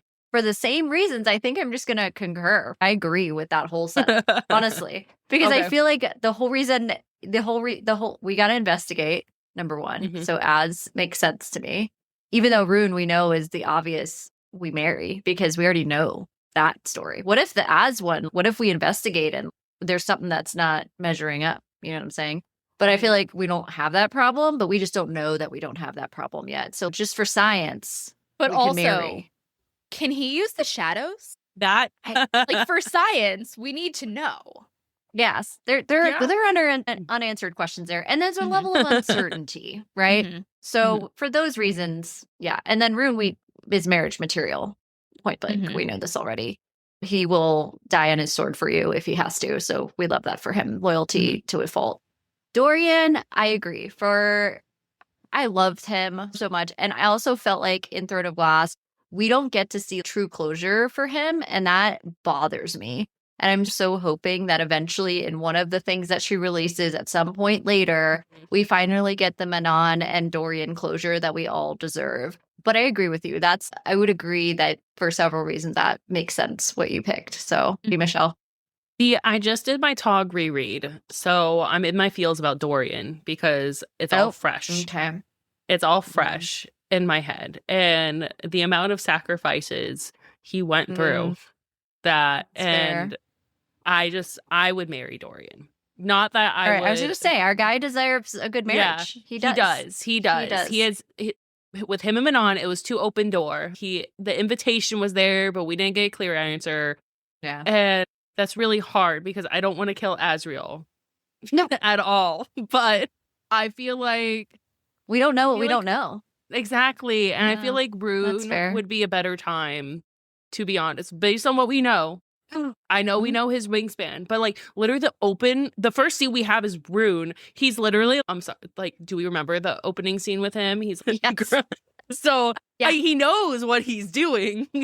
Oh, 100%. So I feel like it's well versed. That would be a good time for sure. Good time. Azriel, I'm sorry, with his secrets, they're gonna have to die with him. They're just gonna die with him. Okay then. Which breaks my heart. All right. So that was hard. Yeah. All right. Listen, none of us are happy about who we're killing. We got this. No. And so last question before we move on to Down the Rabbit Hole is, what are you reading? I am currently reading a Megan Quinn book that I need to remember the name of. I am listening to it, which is Till Summer Do Us Part. I've been like, honestly, such a book slump. I've been in like I've also been traveling a lot and doing a lot of things. So I've been super busy, and no one does banter like Megan Quinn. Laugh out loud banter. Yeah, she does. I love them. So this is a fake marriage, forced proximity, like one bed marriage summer camp, but it's a fake relationship. And if there's one thing about me, I will read a fake relationship. I love it. Like I love a fake dating trope. Dating or enemies to lovers? Both. Like, it has to be both. I'm like, I want them to be fake dating while they actually hate each other. And then, like, oh no, there's one bed. What do we do? Like, I'm an in with one bed girly. Like, immediately, I'll be like, I'll text Michelle. I'm like, there's one bed. They're at the inn. Like, they're there. Or one horse. She doesn't even know what book I'm talking about sometimes. No. She's like, what are you reading? So what is even going on here? In the one, I'm listening to it now, and it's Teddy Hamilton, and I don't remember the female narrator's name, but I'm listening to it, and they got to the one bed in the cabin, and spoilers, but they're at a marriage counselor, or not counselor, but a marriage counseling camp kind of thing. The room is, they're like, oh, we open the door, and there's a giant 4-poster king-size bed with handcuffs attached to the poles and like whatever, and they've got all sorts of spicy things out on display and whatever. So this is like one bed on steroids, and they haven't gone, it's the first day. They haven't had to sleep there yet, so I'm still really excited. Ooh. That's definitely a bed to open up to. Yeah. Yeah. So we do thrillers on this show. I'm about to start My Husband's Wife. So that one's the one I'm about to start. So I'm looking forward to starting that. So that's my thriller that I'm about to start. But then for our dark romantasy girlies, I went to For the Plot this weekend that opened over here in Orlando. It's in Avalon Park for those who live locally. And it's really cute, by the way. And you can tell it's a book talk girly or bookish girly who went for her dream. And she was at the opening and her husband's there and the whole deal. And I would love, we asked that to interview the bookstore owner, and we're going to have her on at some point. And I think it all plays into this idea in the series of interviews that we have of women inspiring women to just go for it. And so I'm really curious to hear her thoughts and feelings on, her desire to create the space, because it's wine, coffee, and books. And she has a little cafe and it's called For the Plot, and it's beautiful inside and it's dark. It's gothic feeling. It's black. All the bookshelves are black. The interior is chandeliers, but not big, nice and decorative. And then the coffee space, she's got the full coffee bar. All of them are like titles of Tropes, are the different coffees that she has. It's really cute, very well done. The area to sit in for the husband and or readers is to the side, or significant others who don't read, I should say, is to the side. And then she has this really amazing space. But anyways, I bought this really beautiful Gothicana. And I have not read this yet. It's been on my TBR for, God, forever. And this one was just, the book art was so pretty. I was like, I need this. It's so pretty. I have the book somewhere, like, but I haven't read it. It's over there. I don't know if you can see it, but it is there. Yeah. Yeah. So it's by Runix, and she has a couple other books too, but I've not read anything by her, and I've wanted to for a long time. So this is next on my TBR. So that's where I'm at. So we've got 2 books on deck that we're picking up really soon. So we'll see if we cover them on the show. I don't know yet, but we have to do our research first, right? So there you go. What about you, Michelle? A couple weeks ago, I did a marathon where I read 5 books in a week, which was really fun. And You're so welcome. I had to not palate cleanse, but I didn't want to open my Kindle up for a little bit just because my eyes were tired. So I finished up my Tog listen, and then I'm going to start Daggermouth, since now it's been a couple weeks. So I think I can reopen my Kindle up and actually sit down and read. Let's go. So I'm going to be reading Daggermouth, and then I'm going to start my ACOTAR listen through also. Nikki, have you read Daggermouth yet? Girl. I know. Honestly, I don't know anything about it. I just know that I've heard the name like 40,000 times. You need to read it and then report back What's with the 30-second summary of it? It is the capital of, think, Hunger Games. In the epicenter is called the heart, and then it flows outward, and there's these outer rings that are less desirable for a number of reasons. And there is an assassin on one of the outer rings who is getting put in place in a dystopian world to take out this ringleader of the heart, who essentially is a person of justice for the heart itself, and unfortunately has to unalive several people that we would probably as readers think of as innocent or not having done an actual crime. So think like level Hunger Games, dystopian level. Is it fantasy there's so many. or anything, or is it just dystopian? It's dystopian dark romance, true enemies to lovers. These 2 characters hate each other. In fact, she's been sent to kill him, okay, by the outer ring. Yes. So she has hated him for a very long time, and she's seen him on screen, as all the outer rings have. Think again, Hunger Games. She has hated him and his family for decades, okay? So this is where it starts to get juicy. Really true enemies to lovers. The banter is really good. The plot is really good. It's going to be a duology, so there's only going to be 2 books. Book 1 is already out. She's a Central Florida, Orlando local author, but also she just exploded, and you need to go read Daggermouth yesterday. I thought so when you read it, report back. Yeah, I thought it was like a fantasy, honestly. I don't know why I assumed that was the case, like that it was like a dark romantasy or something, but that's good to know, because I could use something like that. Oh, you could. I would agree. Okay. Dark dystopian romance. I'll it. report back. You won't regret it. Yes, please report back with your findings. Yeah. All right. On that note, I think this is a good time to jump into our Down the Rabbit Hole segment. So, Nikki, just for your awareness, what we do is we typically take something that's blowing up in the book space or blowing up nationally or internationally in the book community, whether that's publishing or wherever that we see it. It could be podcast, whatever it is, and talk about a topic that is really upsetting. So last week, for example, we talked about the Reese Witherspoon and AI plug, and Book AI, and Barnes & Noble talking about AI books. So that was one segment we did last week. So for this week, we are going to be talking about Hot Girls Read. So I don't know if you've heard of, we got an eye roll. Okay, we've heard about this. Let's talk about Hot Girls Read. So air quotes, Hot Girls Read. There is a company whom I'm deliberately not going to mention because I don't want to give this company any more positive feedback or promote them in any way, has decided to trademark the phrase Hot Girls Read. The intent being that supposedly this name of Hot Girls Read was a reason that this creator was supposedly losing content, losing different opportunities, things that were being taken from their shop were being copied because of this phrase. So they decided that they're going to trademark it. Now, the controversy of how this has just really gone out of control, and if you're following anyone in the bookish content space right now, they're probably talking about this, which is now anybody that uses Hot Girls Reads or has any merch that they've ever created for it is now subject or could be subject to copyright infringement. So we're looking at possible fines, having to take this down off of a phrase that is really, first of all, not credited to the person who created it. This is not hers. She did not create this name.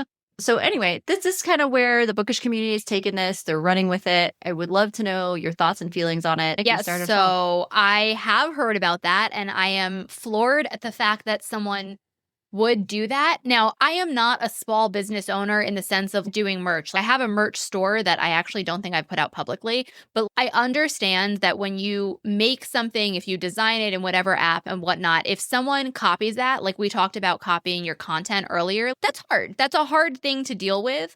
But Hot Girls Read is a sentence. It is a generic phrase that really is not specific to any one person. And it, in fact, is a very inclusive statement that we like as bookish girlies to make about a lot of things.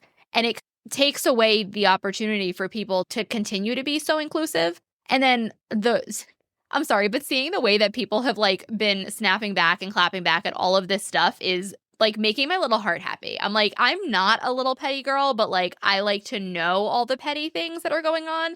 And I love seeing people doing that. I also did post a thread where I'm like, oh, gonna like drop some merch and trademark Hot Girls Read written in like millennial font with like a 0 for hot and like a Z for girls and like an exclamation point for the I and like a 3 in read for the E, like things like that. Because I'm like, it's wild to me that someone would do this. And I don't think it was with malicious intent, but I do think that it was not well thought out. And I don't know if this was an idea that was suggested to her in some capacity or like where that came from. And then one thing that I've also seen a lot of people talk about, and this is just what I've seen people post. I haven't done my own research, and I recommend that everyone does do their own research before speaking on things. But I've seen people talk about the fact that when they trademark something, it is now their responsibility to see if other people are potentially infringing on their trademark, and that it's now the trademark owner's responsibility to send the cease and desist letters to these people doing it. So like it would mean that she would then be the one who now becomes the villain in everyone's story to go after all of these small book merch stores and people who are doing things for fun and trying to make something of their designs and whatever it is that they want to do and try to go after them and try to take that away from them when all we're doing is trying to be an inclusive bookish space. So that's my rant. Anyway. Michelle? Well, and Girls Reads, Hot Girls Anything. That's not even her thing. That was from Megan Thee Stallion, right? From Hot Girl Summer. That's where it came from in a way. And then it took off and people do for a lot of different things. Hot girls do this. It's, like you said, it's supposed to be like an inclusive space that we all share this same sort of interest. And it's supposed to bring us all together. So It's not hers. And it's such a broad term. I honestly don't think the trademark is going to pass. Honestly, that's my opinion because it's too broad. I thought it already did. I don't think it did. Yeah. It did? No, that's my understanding. Same. I thought it because didn't she's been pass posting. yet. What I saw was that she she posted had filed, that she did. She had filed, I think, in 2024, and it got passed or approved or whatever in maybe February of this year.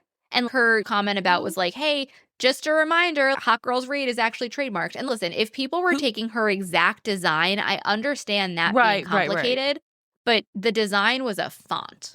I don't even know if you can trademark a font. I don't know how that works. The phrase in a certain font, maybe. So I just pulled it.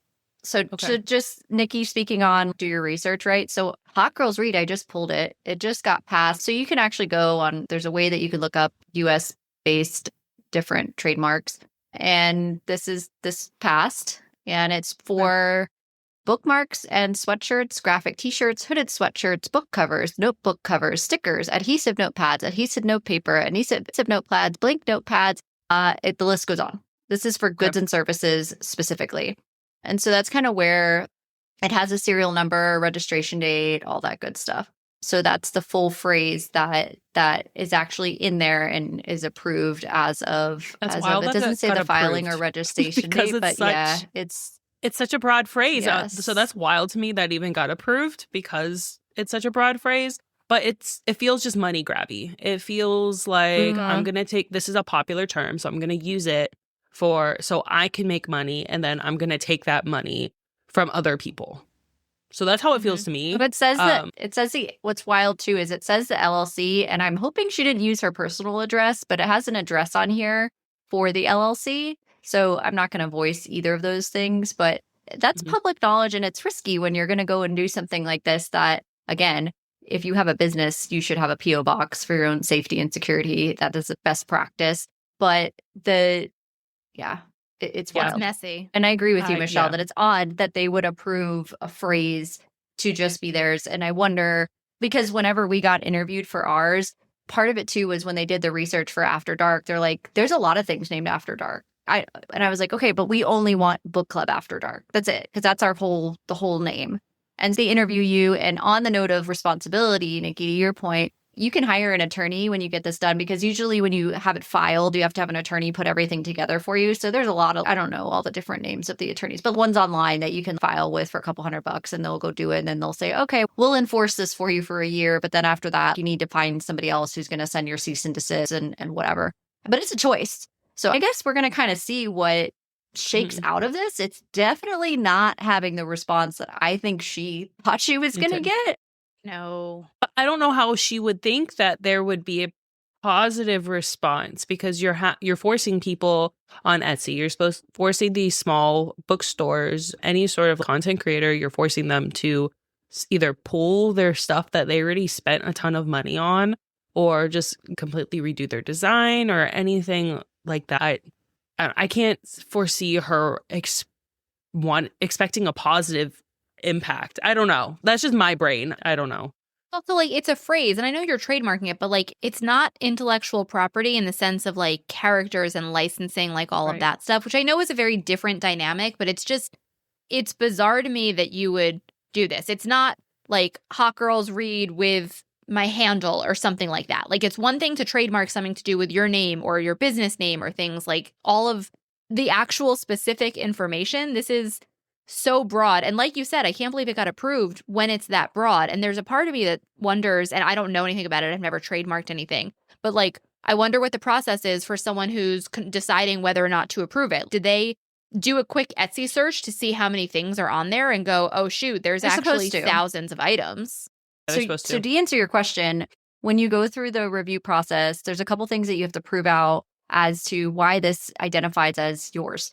The reviewer and the attorney that takes your stuff together compiles data that should be reflective of how is this yours, how much content have you produced that makes it yours and your idea and your ownership, and what have you put into it to justify that this is enough, and how much other competitors, how many other people are using this, how broad of a phrase is this. And it is interesting to me, Michelle, that it did get the okay because of how much is involved. But if nobody ever trademarked it because it was just a general knowledge term, it was maybe perceived as fair game for once, even if it's a negative approach to a small business, which I don't love.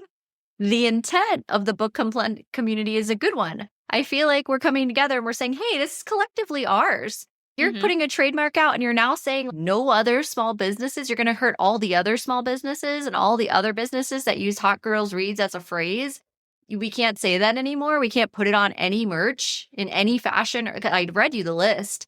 It's like 15, 20 things that you can't make now that has it on there. So my question with that, with Hot Girls Read being trademarked, can someone now make merch that says Hot Girls Read books? Or because Hot Girls Read is a phrase that's included in that, is that now not okay? It specifically says Hot Girls Read. So if you want to say Hot Girls Read books, I think you're okay all day. Okay. I don't think there's any problem with adding a word. You just can't say Hot Girls Read. But I do wonder if she would try that, if this business would try to argue, you put part of our phrase and it's implied that books is read. I don't know. Like, how deep does this go? What are we trying to prove here? Right? I don't know. I don't see the reason and the drive to do this that she thought was going to be positive. And I'm sure, unless she's sitting here trying to be malicious about things, and if the goal was to create discourse in the community, cool, good job, Mazel Tov, you did it. But if I don't know what the positive end goal was in her going through the steps to do this that she started years ago. And actually, so on that note, there's a hotgirl.com. Okay, so we have Hot Girl Books. We all know what a Hot Girl Walk is. Yes, everybody on I love the a show. Hot So Girl Walk. those don't know what that is. Hot Girl Walk was actually started by a girl. She started this trend. She was doing positive affirmations, very in the line of the same type of things we were talking about, Nicki, where she was feeling under the weather and I'm going to go for a hot girl walk. And she posted a video and said, I'm going for a hot girl walk. I just want to do me and my girlies. And she created a movement, right? So viral sensation creates Hot Girl Walk. That's her brand. She has a website now. She has a business called Hot Girl Walk. All the things, right? That's her thing. This is very different from that. Because this existed, she didn't create something viral that was her idea. That's not what happened here. I actually didn't know that, but I love that. Yeah. It's a whole, yes. It's this, if you go as someone who does, I go on hot girl walks. I love my hot girl walks. That's the lore behind Hot Girl Walk.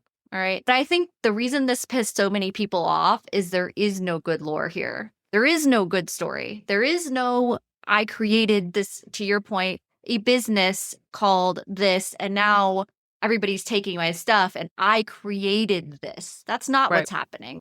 Yeah. So now it's time for mystery Q&A. So in this segment, this is where we ask each other random ask questions. So doesn't have to be bookish related, can be if you want to be. What is your ick when you read a book? What is your ick? Yeah. Okay, pregnancy trope. Okay. Mm-hmm. Oh. Fair. That was so fast that you said that. I don't like it. Okay. Okay. Why not? Yeah. Okay. I like to read. That's just not what I want to read about. I like to read for the, I don't know, escape from the real world or the dark romance and the fantasy piece of it, the morally gray book boyfriend. I like to read for the fictional aspect. And I'm like, that's too much of a real world problem that people deal with. When I'm reading my spicy romance books, I'm typically reading it because I want to picture myself in that scenario. Although I have a question for you guys, and I don't know. I think it depends on the day if I picture myself in the first person in the FMC's head and from her perspective versus if I'm observing the scenario. Even if it's in a first person narrative book, I feel like more often than not I'm observing it, but I don't want to observe her morning sickness. I don't want to hear about that. That's not what I'm reading the book for. I'm reading for a fictional man to think about. Yeah, okay, so, that's fair. Yeah. As have gone through pregnancy. No, it's not a fun read.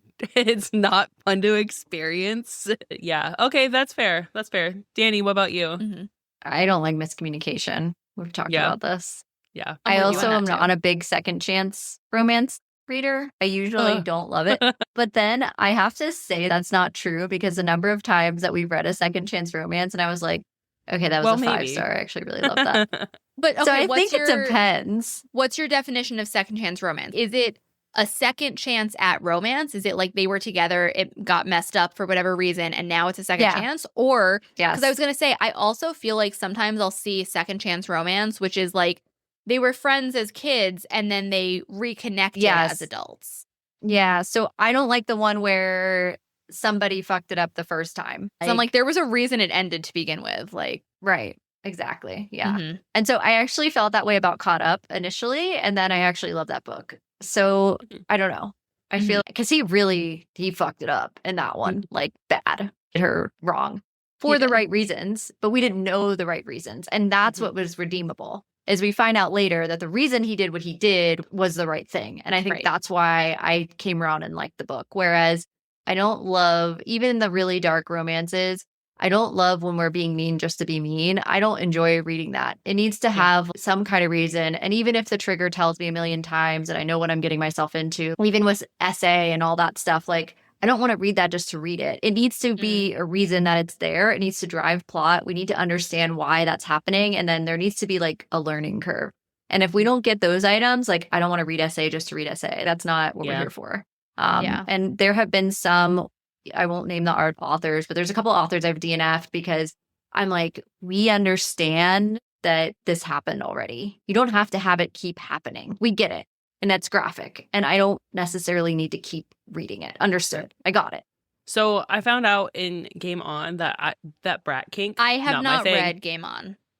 Okay, I'm not gonna I will spoil say it. that. I'm not gonna spoil it, but No, it doesn't. That's a known fact. Yeah, she you can say that. explores a brat kink, and I'm like, nope, that's not for me. So that was like, because usually with most dark romance, I can't explore SA. Like I can't, trauma and whatnot. So I struggle with reading those books. I like with I'll read it first and tell her, but this isn't She's for like, you. you can't. I'm in a you series can't. now that Yeah. I haven't mentioned, and I wouldn't recommend this series. So even though I'm finishing the series, I also wouldn't recommend the series for her. You kind of, I know her boundaries of like where we wouldn't go, and yeah, so Yeah, consent Yeah. has to be very much present. Which if we like reading that sort of thing, that's your thing. But the brat But that's kink, I was like, exactly that's why ick. there are that's why there is trigger and content Right. warnings, because Exactly. what triggers one person doesn't trigger another people, and some Mhm. people like to read it, and for some people it's healing, and for some people it's triggering, and like that Mhm. that's why it's there. I have issues with people who complain about not liking what's in the books when they didn't read the trigger warnings. Mm-hmm. And I'm like, I read the trigger warnings because I sit down with a bowl of popcorn and go, ooh, this is what I'm getting into. Awesome. Yeah. But like they're there for a reason. Absolutely. yeah. But Mhm. I will say this. I'm fine with the trigger warnings. I know what I'm getting myself into. I've read Mhm. some very dark things, and that's okay. But I still stand by the fact of, are you doing it just to do it? Or are you doing it because it's really part of the story and it's good writing? That's the difference. I want to read something not just for shock value. Great that you put it in there. Trauma usually builds that person, the person we're reading about. And oftentimes, whether it's the FMC or the MMC, if there's on-page graphic trauma happening, my hope is that the author takes that and does something with it, either turns it into a positive, or depending on the type of book we're reading, there's an intent as to why I need to know that story. And if there isn't, why are we reading about it? If it's fluff. And it doesn't matter if it's really dark or if it's about a dragon. I don't care what it is. If it's fluff, I want it out. I don't want it. So I get frustrated with filler for the sake of filler in any form, but especially in dark form. That it really pisses me off, because then I feel like you want to have your trigger menu of menu of things of, oh, I'm going to throw all these things in. Let me get my popcorn. But then you read the thing and it was for no reason. It didn't add any value. You're just like, okay, why'd we do that? We don't know. All right, cool. That's so all that to say, like, all here for the popcorn and all the trigger warnings. We just need to have a reason for why we're doing it. That's in my personal reading opinion, but And that makes sense. that answered my. Yeah. All right. Do you have a Danny? wild question for us? I don't know A about a random? wild question, but if you could only eat one food for the rest of your life, ever, what would that food be? Follow-up question. Is it a variation, that food in any sort of variation? Yeah, is it? Yes. Yeah. Okay. Because there's a right answer here, just for the record. One food for mine would be sushi.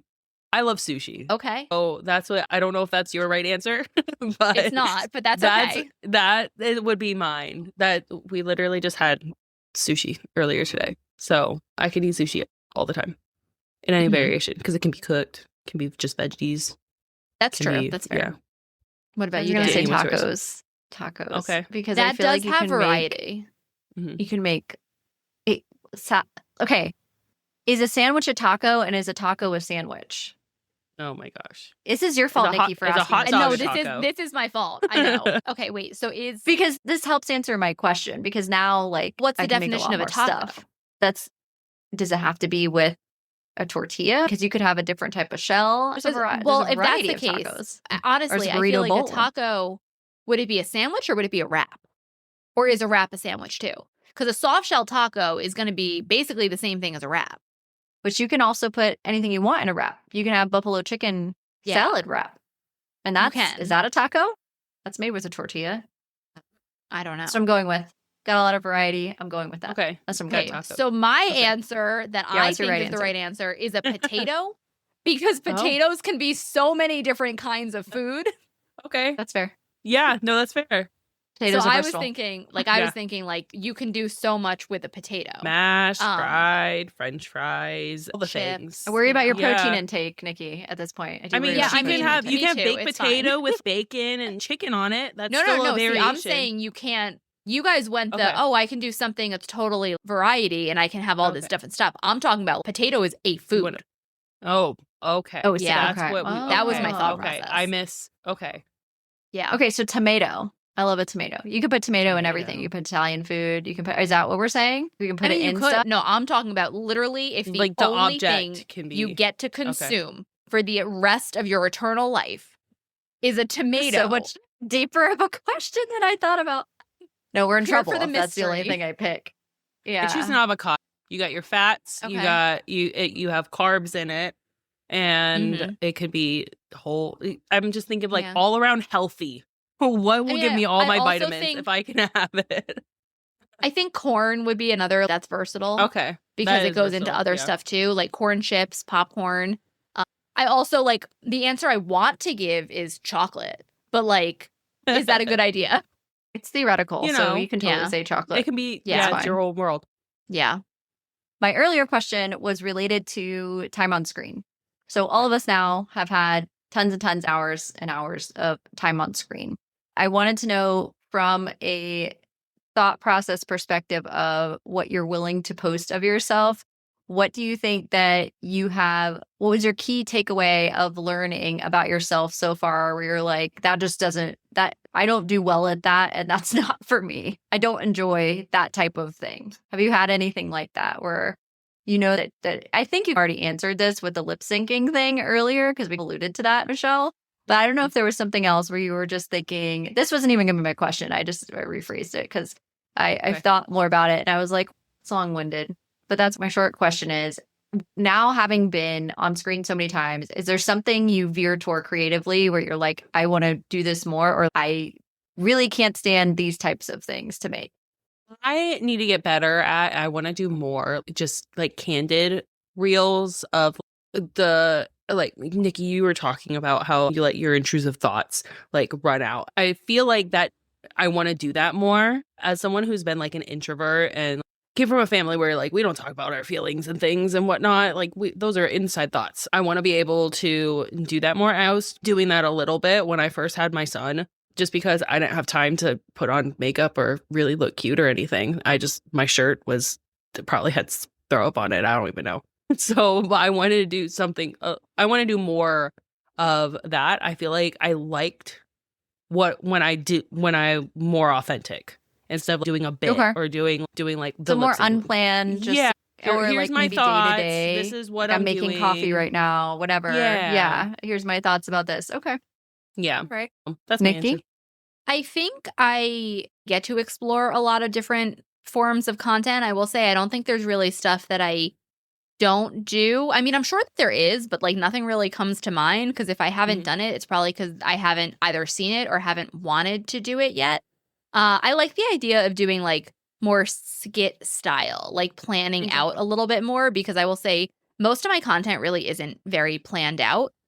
Sometimes they are, and sometimes the effort is worth it and does well. I did one, I think it was around Valentine's Day, where I got an idea and I was like, oh my God, this is going to be so fun. And I started pulling books off my shelf and I was like, here's what your significant other wants based on what's on the cover of her book. And started pulling little things where I was like, I don't know, for Akatar, I was like, if there's, or for Fourth Wing, I was like, if there's dragons on the cover, she wants you to start a lightning storm, or I don't know, something silly like that, and doing fast action things like that.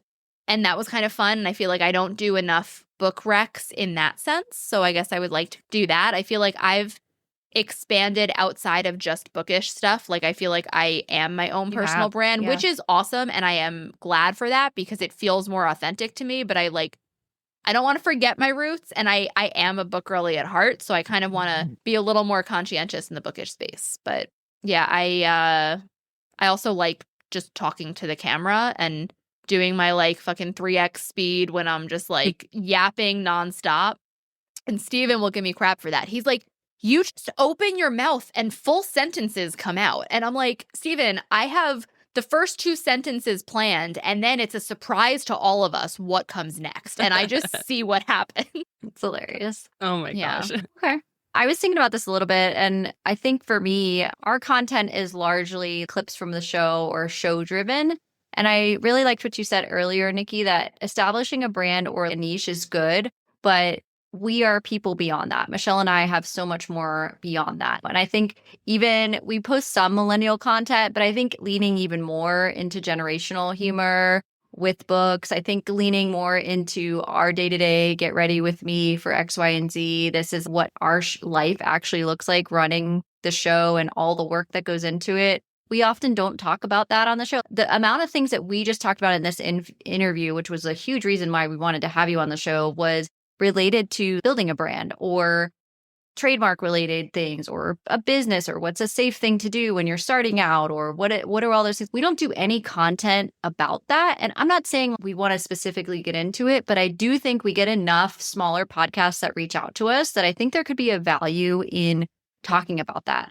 And knowing that you're going to have to show up repeatedly and understanding that you're going to have to do events, you're going to have to get people to know you. What does building a podcast brand look like? And I don't think by any means are we anywhere near the level of success we desire to be. And so final mystery Q&A Not question. yet. Yeah. Where Yes. do you see your brand going? Where do you want it to go? What's the dream of what you're trying to achieve? I mean, for me, the dream is to be able to be successful enough in my brand that I no longer need to work a 9 to 5 and have what that looks like. I have loved being on here and I love talking to people and just getting to kind of get other people's perspectives and have conversations. So like there's a part of me that wants to not necessarily start a podcast, but like a more casual YouTube channel is kind of something that I would like to start getting into more long form content and having an opportunity to talk with people, because I really enjoy talking in a small, intimate setting like this and being able to pick people's brains and talk about like a lot of the stuff that I did in terms of like positive mindset and manifestation and subconscious reprogramming and all of this stuff. And I've had multiple friends in the past like week where they were like, you need to write a book about this. Like you, and I'm like, I'm not saying anything that other people haven't said. This is all stuff I've learned mostly on the internet, honestly. Mhm. And they're like, yeah, but you like say it in such a way that it is clear or makes sense, or it just kind of cuts through to whoever that is. And I think that's, for me, that's something that I don't think cuts through on a broad scale, but does do what I want it to when I'm talking to 1 or 2 people and having that intimate conversation. And if that can then be broadcast and someone else can walk away from that feeling like they can do something that they didn't think they could do before, like I would feel successful in doing that. And ultimately, to have that be something that I could do lucratively would be the end goal. But in terms of like goals for social media, I am doing content coaching and I am enjoying that because that's the opportunities that I get to help someone potentially reshape their life or their world or their social media in whatever capacity that looks like. So I like to continue to do that. I would like to do some group coaching opportunities because that's how I got into manifestation, and doing it with other people who are in the same boat as you gives you a support system and people to lean on. And I think that goes for social media too. Like I started, and within the first month, I had 3 of my closest friends who are still 3 of my besties we have a group chat going and it's constant. Let's see what's going on. We're all across the country. And like, I would not be where I am in social media if I had not had that support system at the beginning and had that hype team to be like, no, we're doing this too. And you can totally do this. So I don't know that I'm answering the question, but where I want to go with my social media is just to continue to grow my brand and the impact that I can have, as well as figuring out how to make that lucrative. Okay.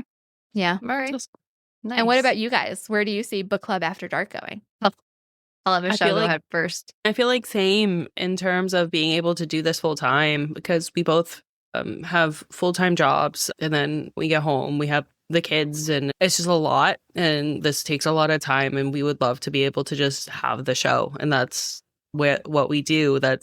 We get to interview a ton of different people, because that's why we decided to keep the book reviews, because we're book girlies, we love the books, but also interviewing has been one of our favorite aspects of this because we get to talk to different types of people, their journey in the book space, their in whatever capacity they have. And that's just been a really fun aspect of the job and of this space.